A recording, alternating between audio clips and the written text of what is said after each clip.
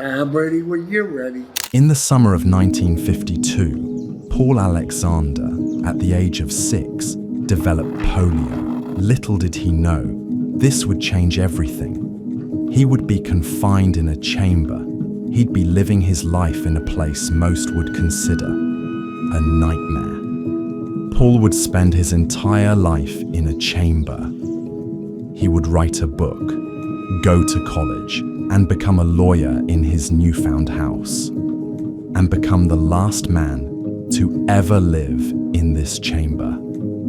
This is the man in an iron lung. Paul Alexander was a healthy boy, but in 1952, the United States was reporting increased cases of polio, and this year Paul would also be diagnosed with it. He was paralyzed from the neck down and couldn't breathe on his own. Then came the iron lung, a device in which Paul would be from the neck down that would help him breathe by creating a vacuum in the chamber, making the lungs expand and take in the oxygen, and then reverse the mechanism to breathe out of the lungs.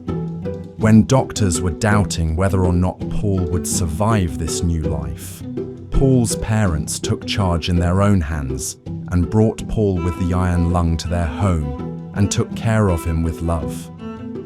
Paul wasn't confined to the iron lung. He eventually learned to breathe without it and used to come out of it for a few hours.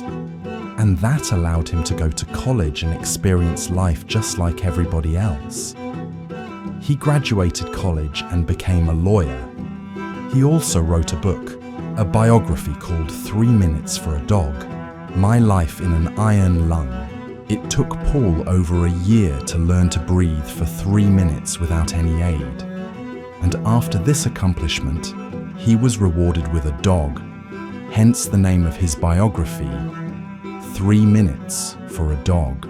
Paul's life was challenging, but before his will and sheer strength, the iron lung was just merely an obstacle. He went on to live more than 7 decades in the iron lung and died a happy and fulfilled man. In Paul's words, "I've got some big dreams. I'm not going to accept from anybody their limitations. My life is incredible.